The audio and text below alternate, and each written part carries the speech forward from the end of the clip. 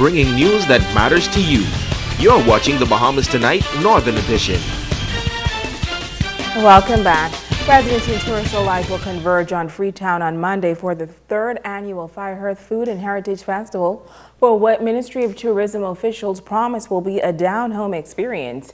Coordinator of Product Development Elaine Smith says the event will showcase and celebrate the rich heritage of the old Freetown community and emphasize the art form of firehearth cooking. This year, the event has been moved to a more scenic location.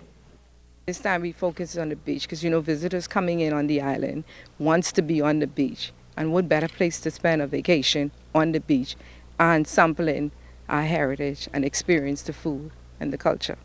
The attendance usually be great. We have locals and residents. And like I say, more visitors and what have you, looking to see them come out this year. Now, the event will feature musical performances from the Grand Bahama District Police, Pop Band, and the Island Rhythms Band. Officials also promise lots of games like cane peeling. Angela Munnings, president of the Heritage Residents and Descendants Festival, says the food will be excellent and explains what the festival represents for Freetown residents. It means that we are not letting our heritage die. We are bringing it alive. We are talking about when Mama and Papa used to cook on the oven and bake the bread, and a lot of love was put into it, which we can't say so much about that now because it's not a lot of love. But those days, for the persons of Freetown, it was a lot of love. In that white flour bread, when you break it, you could taste the love. In other news, this is International Nurses Day, and here on Grand Bahama, the nursing community is excited about the celebrations. A special ceremony was today, and nurses both past and present were recognized for their dedicated service. Megan Shepard has the story. Nurses around the world are celebrating International Nurses Day in honor of the birth of Florence Nightingale, the founder of modern-day nursing in the 1800s. Principal Nursing Officer Cheryl Bain is commending nurses, both past and present, for consistent, exceptional care to the community. She says that this year's theme, Nurses, a Force for Change, improving health systems resilience, is broad in scope but meaningful. It speaks to our ability to bounce back and also to face the challenge of the many diversities and the many challenges that we have. Having personal resilience, having peers who are strong enough in terms of interpersonal relationship, us having the ability to collaborate with others, to engage others in what we do as a nurse. And it goes without saying that the work of a nurse is so diversified.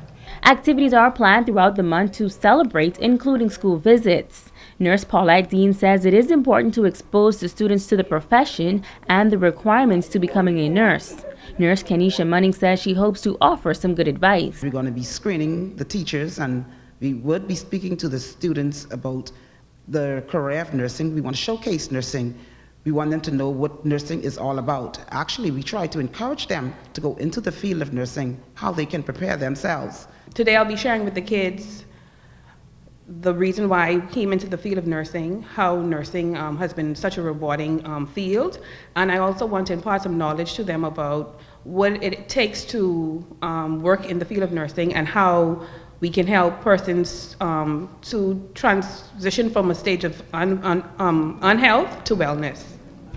Graduate nurse Nadia Rose shares why she chose to join the profession and says she is excited to be a part of this year's celebrations. Nursing is a caring profession, and sometimes people tend to overlook it, but it is the heart of the hospital when you look at it, and it is very essential, and we strive to promote health and prevent further illness or complications. So I'm delighted and pleased and glad to be a nurse. Megan Shepard, ZNS Network News. The Cancer Society raising funds to help those afflicted with cancer. This weekend, the nonprofit organization is partnering with La Femme Events to host a Little Black Dress benefit fashion show and silent auction. Event planner LaSalle Harris Russell is inviting the community to take part in the fun event and give back to the community. We've had several persons that have donated dresses for the silent auction, and we have had several dress shops that have sponsored or are going to be displaying their fashions at the fashion show, and some of those are Bandolero, Bella Rose, who else we have? Unexo. And then we had other sponsors like Kelly's and Nesbitt Rental who are helping us out to put this fashion show together. It is a cocktail and fashion show. So the cocktail starts at 5 o'clock, fashion show starts at 6 o'clock, and there will be some prizes, and hopefully we'll get a surprise or two in there. So we hope to see you all there, and we hope you support. Now, she says the fact is cancer has impacted many families on Grand Bahama and shares why she finds it important to partner with the Cancer Society.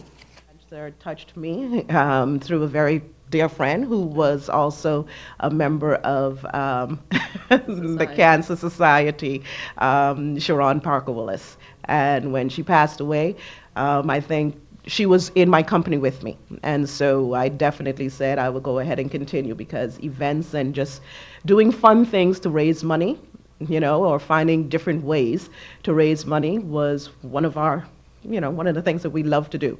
So just to keep her name alive and stuff like that, I said I'll continue doing things with the Cancer Societies and other charities. Now, once again, the fashion show and silent auction will be held this Saturday at the Garden of the Groves beginning at 5 p.m. And now it's time to ask the doctor.